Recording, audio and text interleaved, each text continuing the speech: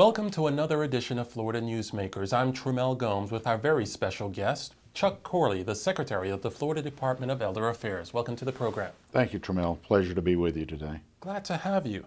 Let's get right to it. Florida's reputation is known around the country and the world as the one of the top places to go to retire. Is that still the case?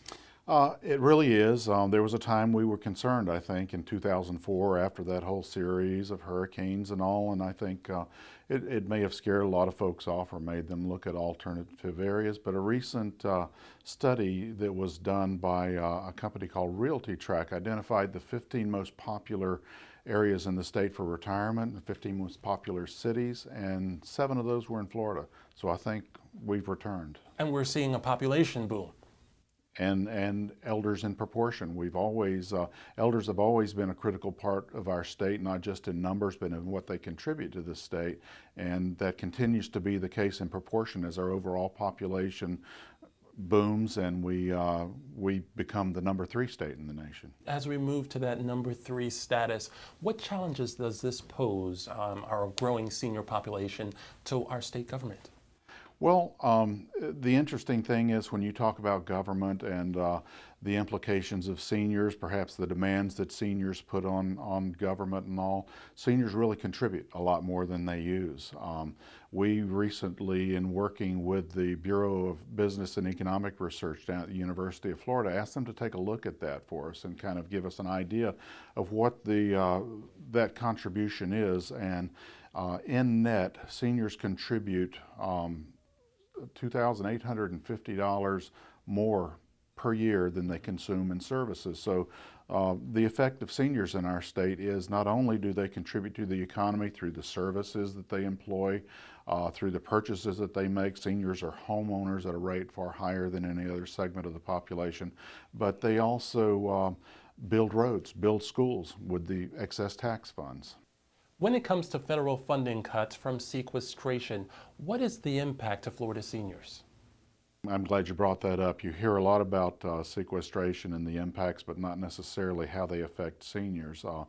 About $5.6 million in the federal funds for services that we receive for home-based, community-based services to seniors were put at stake, were lost basically. What that equates to is almost 600,000 home-delivered meals to homebound seniors, for instance. So it's material, it's measurable, and it's something we've had to deal with. Probably our biggest contemporary issue that we're dealing with today. Anything on the horizon to ease those cuts? Well, we've worked with local organizations for ways to mitigate those cuts. Locally, for a while they froze their enrollments of new folks into those services that weren't absolutely critical.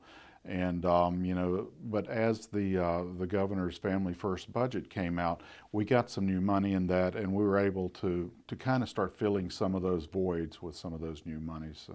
We will soon see the rollout of the big overhaul to Florida's Medicaid managed care program. What's your agency's role in helping to administer that program? Well, there's obviously a lot of anxiety and concern as we move forward into enrolling all of our Medicaid-served clients into managed long-term care.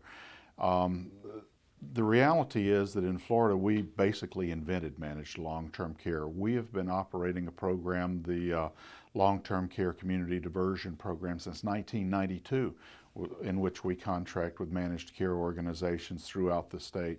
It's been one of our most successful programs if you measure success in terms of our ability to keep seniors in the community, in their homes, out of nursing homes, as well as if you want to measure it by consumer satisfaction. It's a highly popular program, and so we're taking the lessons we've learned from operating that program since 1992, applying them as we move forward into statewide managed long-term care.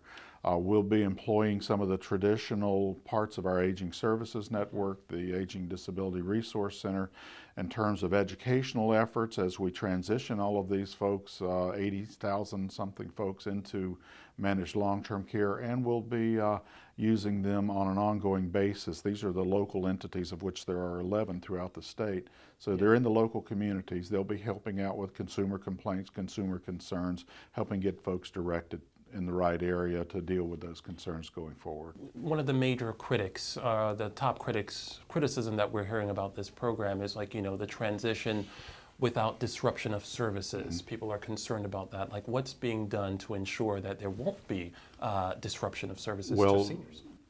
Good question, and I understand those concerns, and we again have had to be concerned with that as folks transitioned heretofore into the program that already existed. So that's not a new phenomenon either, but the managed care organizations are required to maintain the existing plan of care until such time as they can go in and have case managers take a look and deal directly with the consumers on the needs and their preferences and that sort of thing. So there'll be a smooth transition, and hopefully the clients, the consumers, are going to see new opportunities in terms of providers that were never available to them before, perhaps some optional services that were not available to them under the existing programs. And our hope and our expectation is that the consumers are going to benefit in a very visible way as we go forward into this program. Well, Secretary Corley, there's so much we can go into and talk about. We'll have to have you on back here on the program. Thank you so much for joining us. I look forward to it. Thank you, Trimmel. And to our viewers, we'll catch you next time.